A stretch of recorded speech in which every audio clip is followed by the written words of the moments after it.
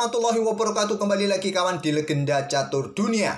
Masih dari Champion Chess Tour seri pertama Chess Apple Master 2024 yang sudah memasuki babak final, mempertemukan kuda hitam Denis Lazovic berhadapan dengan Magnus. Tapi sayangnya pemain kuda hitam yang masih berusia 17 tahun asal Belarusia ini kawan dikalahkan oleh Magnus. Dengan 2 kali kemenangan, sempat kalah Magnus pada game ketiga dan pada game kedua remis kawan. Magnus melaju ke babak grand final. Denis Lazovic masih mempunyai kesempatan turun ke bracket bawah. Nanti akan bertemu dengan salah satu pemenang antara Ian Nepomniachtchi versus Alireza Firoza. Setelah sebelumnya Alireza Firoza ini berhasil mengalahkan Jose Martinez Alcantara pada game kedua, sedangkan Ian Nepo berhasil mengalahkan Vladimir Fedoshev dalam permainan Armageddon kawan. Yang cukup menarik, yang mungkin akan ditunggu-tunggu nanti kawan, di sini nanti apakah Ian Nepo berhasil mengalahkan Alireza ataupun sebaliknya, dan mereka bisa mengalahkan Denis Lazovic sehingga akan bertemu dengan Magnus Carlsen. Apakah Ian Nepo ataupun Alireza, itu yang bikin menarik kawan. Tapi Denis Lazovic sebagai pemain kuda hitam masih mempunyai kesempatan untuk merangkak naik lagi ke grand final. Itulah informasi untuk divisi 1, sementara divisi 2 tak perlu saya tunjukkan hasil-hasilnya kawan. Saya simpan untuk video nanti sore. Dan untuk game yang akan kita ulas ini tentu permainan Magnus Carlsen. Mungkin kawan-kawan sudah bosan melihat permainan Magnus Carlsen. Mau gimana lagi kawan? Juaranya sudah bisa kita tebak. Magnus Carlsen yang mungkin berpeluang besar menjadi juara. Melihat track recordnya kawan, sangat sulit untuk menandingi permainan Magnus Carlsen. Pion C4 kawan, pembukaan Inggris dipilih oleh Magnus Carlsen. Oh ya, untuk video kali ini saya akan berikan 2 game langsung. Game ketiga dan game keempat. Nah, pada game ketiga ini Magnus Carlsen bermain dengan pembukaan Inggris, pembukaan yang sama pada game pertama. Kuda F6 oleh Denis Lazovic, kuda C3, dan pion E5, pertahanan 2 kuda yang biasa berlanjut dengan permainan 4 kuda kawan seperti ini. Nah, inilah pada game ketiga kawan. Tapi Magnus Carlsen pada game pertama cukup berbeda kawan, tidak melanjutkan dengan kuda F3. Mungkin kalian sudah tahu pada game pertama Magnus bermain dengan pion D3. Setelah pion D5 baku hantam petak pusat, Magnus bermain dengan pion G3. Setelah kuda C6 gajah G2, dan Magnus memenangkan permainan pada game pertama dengan permainan semacam ini kawan. Tapi Magnus di sini memilih jalur utama dengan kuda F3, kuda C6, permainan 4 kuda disambung dengan pion G3, variasi Fiacento sayap raja kawan. Langkah utama semua sampai langkah keempat ini masih teori pembukaan 4 kuda dalam pembukaan Inggris. Kemudian setelah gajah G2, gajah C5 dikeluarkan, kedua pemain amankan raja rokade pendek, dan baru pion D3. Lanjut Magnus. Untuk kontrol peta 4, hentikan laju pion di sini walaupun ada kuda kawan ya, masih ada opsi pertukaran, buka akses bagi gajah gelapnya untuk segera berkembang di langkah berikutnya. Pion H6, hentikan laju gajah yang ingin berkembang untuk serang menteri. Dan di sini Magnus mengawali pertukaran perwira sekali lagi, kuda ambil kuda D5, menteri ambil balik kuda D5, selanjutnya mengembangkan gajah D3. Apakah siap reposisi nanti ke sini kawan ke diagonal gelap panjang? Nah, di sini ada benteng D8. Menteri berkembang ke peta C2 terlebih dahulu, menteri mundur ke D6, lanjut Denis Lazovic.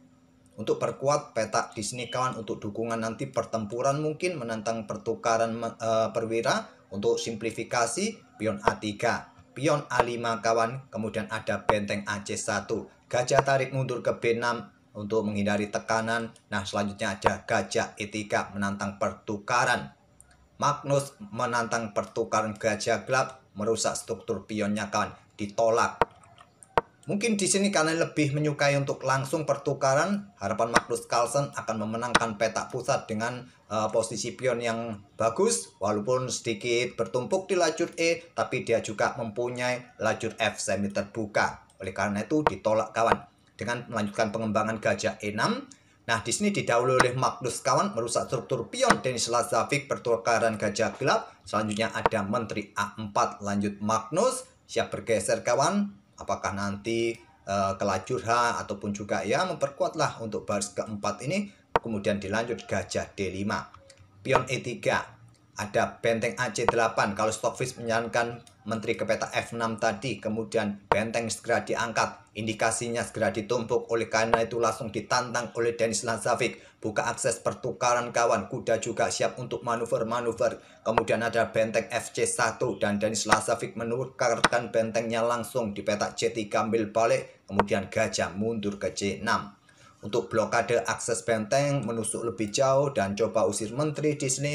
Menteri mundur ke D1, selanjutnya pion B5 untuk segera mengadu pionnya kawan, berharap ada satu pion nanti yang bisa lolos.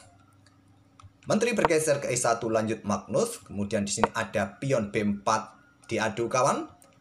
Pion pukul pion, tapi terlebih dahulu ada kuda bergerak ke D5 untuk ambil pion ini kawan.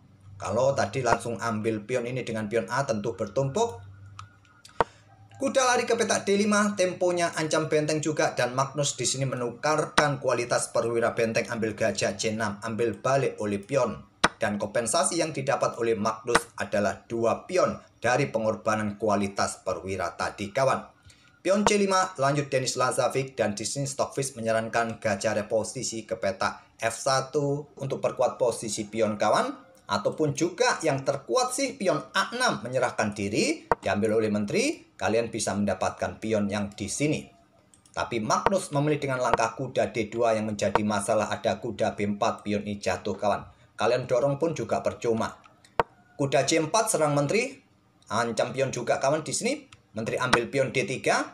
Nah, gajah F1 tidak berani langsung ambil pion ini karena ada menteri C2 dan dukungan bagi benteng ini juga akan merepotkan. Oleh karena itu gajah F1. Nah, di sini kalian masih bisa bergerak dengan taktik menteri C2 untuk dukungan benteng kawan, yang nanti mungkin menteri akan ke petak C3 menantang pertukaran. Kalian baku hantam menteri dan hitam masih unggul kualitas perwira. Tapi Denis memilih sentralisasi menteri ke D5. Stockfish menyarankan dengan pion E4 menteri ke D4, tapi memilih dengan menteri A1. Kuda D3 putus koneksi dan menteri bergerak ke A4 saran dari Stockfish, tapi memilih dengan pion B3. Menteri F3 ancam pion di sini atau menantang pertukaran dengan kuda, caplok oleh benteng, masih unggul kualitas perwira, ada benteng D1 ancaman berikutnya, memilih dengan menteri A2 lanjut Magnus. Kuda C1 ancam menteri kawan dan persiapan juga bentengnya siap meluncur ke petak D1. Di sini Magnus caplok pion E5, sama-sama memberikan ancaman bagi menteri masing-masing. Menteri E4 ancam kuda dan masih tetap benteng D1 caplok gajah, menteri ke sini bisa skakmat. Magnus menantang pertukaran menteri, menyerahkan kudanya, kuda jatuh, Magnus berharap pada pion bebasnya kawan dihentikan dengan benteng. Kemudian Magnus ingin menusuk baris belakang. Nah, menteri mundur, tadi ada opsi seperti ini kawan. Ini juga salah satu opsi. Putih masih bisa menjaga pionnya, tapi putih kehilangan pion di petak B3. Tapi memilih menteri mundur, menjaga baris belakang. Memang dalam situasi kontrol waktu yang sudah mulai kepepet, langkah simpel paling banyak diambil kawan. Menteri B7, kuda caplok pion B3, berharap diambil kawan, dan pion ini jatuh. Ada satu pion bebas, dan unggul kualitas perwira, hitam masih bisa menang. Memilih dengan gajah C4, gajah G2 saran dari Stockfish, mungkin nanti menteri ke petak D1 skak, blokade lagi, dan menteri akan kembali mundur kawan. Memilih dengan gajah C4 serang kuda, serang pion, gajah D3, gajah ambil pion F7 skak, raja H8, raja naik ke G2, pion C4, ada gajah G6, pion dorong lagi, gajah C2, sekarang posisi gajah pasif untuk blokade laju pion, tidak aktif membantu menteri. Menteri C8 menantang pertukaran, ditolak menteri F7, menteri C6 skak, pion E4 blokade, menteri B6, pion jatuh di langkah berikutnya kawan. Di sini dorong pion E5, menteri caplok pion A7 menantang pertukaran, menteri F5, raja G8 menghindari ancaman skak mata di kawan. Nah, di sini menteri H7, raja F7, menteri G6, raja F8, pion dorong Magnus, menteri B7 skak, raja H3, menteri E7 blokade, menteri F5 skak, blokade, menantang pertukaran ditolak, benteng E8 menghindari ancaman menteri, berbalik ancam pion, backup oleh gajah F5, raja G8, pion E7 open skak, raja bergeser, menteri D7, caplok, dan permainan berakhir di langkah ke-55. Magnus dalam posisi kontrol waktu yang sudah mulai kepepet kawan. Di sini tadi setelah pionnya jatuh sudah tidak ada harapan lagi bagi putih untuk memenangkan permainan, atau berharap remis sudah tidak mungkin lagi kawan. Tak perlu saya lanjutkan lagi bagaimana alur jalur ceritanya nanti sampai berakhir seperti apa. Silakan kalian lanjutkan. Kita lanjut ke game keempat, di mana Denis Lazarevic sekarang sudah menyeimbangkan posisi poin kawan di game ketiga. Skornya sama. Nah, game keempat bisa jadi penentu ataupun jika remis berlanjut ke Armageddon. Denis Lazarevic pion D4, Carlsen pion D5, pion C4, pion C6 Slav defense. Kuda F3, ada kuda F6, di sini kuda C3 ataupun pion E3 merupakan dua pilihan utama. Pion E3 pilihan Denis Lazarevic.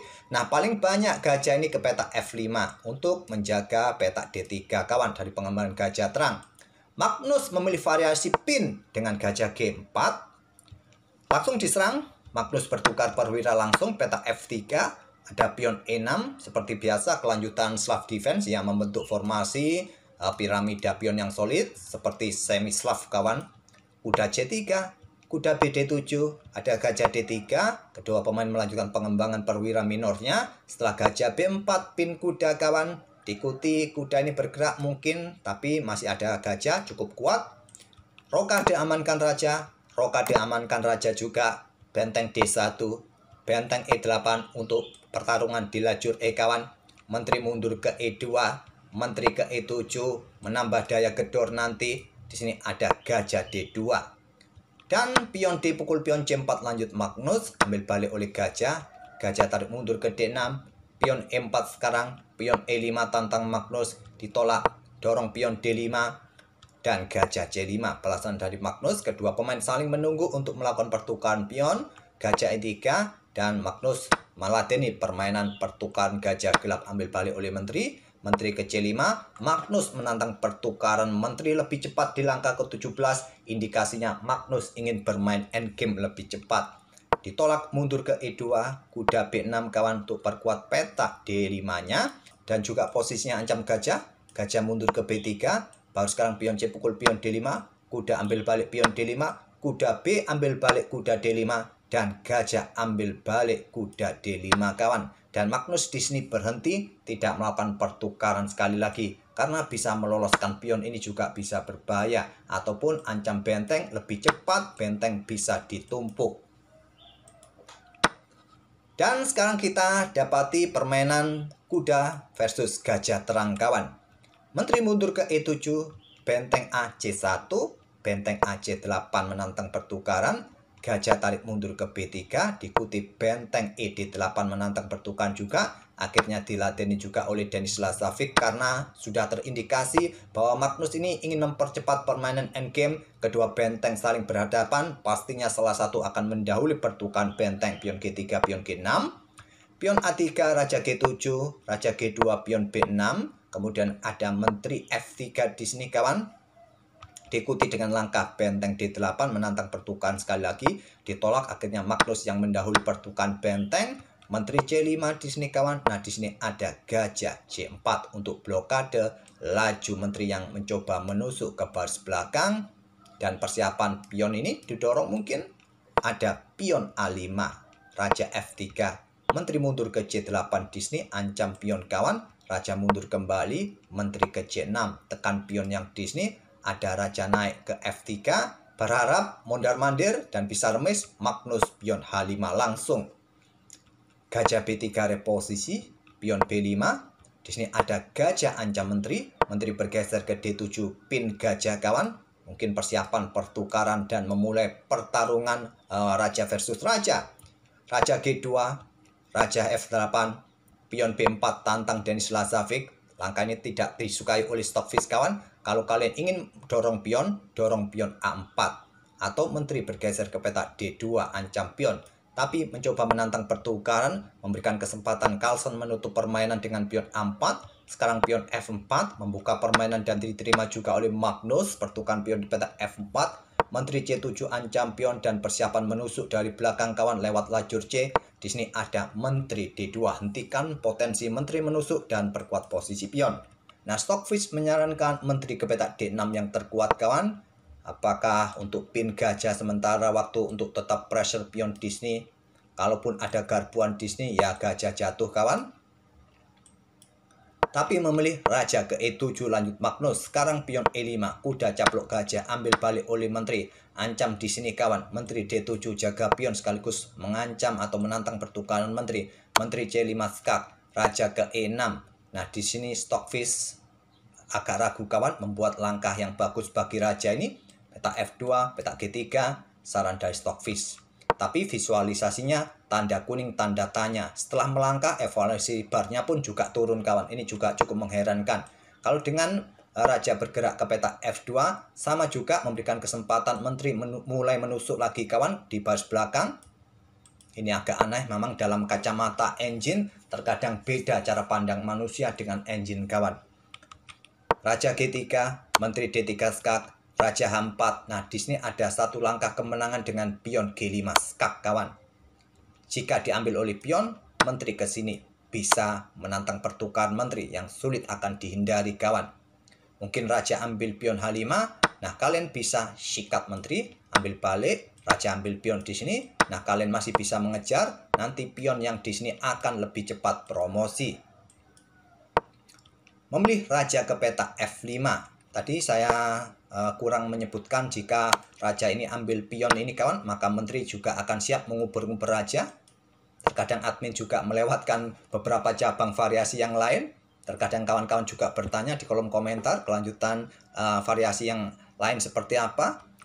Raja bergerak ke petak F5, pion E6 open skak, raja ambil pion, korban pion Denis Lazovic, tapi dia berhasil untuk mengubur-ngubur raja. Permainan dirasa masih bisa remis kawan. Raja ke G5, serahkan pion diambil oleh Carlsen. Menteri ambil pion B5 skak, raja bergeser, diuber-uber kawan di sini. Dan akhirnya blokade dengan menteri petak E6 oleh Magnus. Menteri B8 masih bisa melakukan skak-skak yang beruntun kawan. Nah, langkah kesalahan dari Denis Lazovic dengan menantang pertukaran menteri di sini. Tadi langkah terbaiknya raja bergerak ke petak H6 terlebih dahulu. Kalau ada discover, ambil pion kawan, salah satu pion, tentu pion G yang akan diambil. Dan menjaga raja tidak ke sini, nanti bisa melakukan skak-skak yang berulang-ulang. Memilih menantang pertukaran. Dan pion F6 yang terkuat kawan di sini. Magnus melewatkan langkah itu. Kalau diambil di sini kawan, kalian bisa melanjutkan pertukaran menteri dengan cara seperti ini. Dengan formasi pion seperti ini kawan, dan coba lihat sangat cepat bagi hitam akan menang. Tapi melakukan pertukaran menteri terlebih dahulu kawan, raja bergeser ke E7. Raja F4 langkah blunder. Langkah terbaiknya apa? Pion B5. Ini akan membuat sibuk raja ini bergeser dan permainan bisa remis dengan cara seperti ini. Raja bukan ke petak E6 tapi ke petak D7. Raja ke sini. Dan pion dorong, raja caplok, dan masing-masing akan mempunyai menteri baru dan permainan masih bisa remis dengan skak-skak terus. Raja F4, kesempatan Magnus rajanya maju, raja E4, dan Magnus mempunyai dua pion yang terkoneksi kawan. Kira-kira siapa yang lebih cepat? Nah, di sini di langkah ke-61, Denis Lazovic menyerah.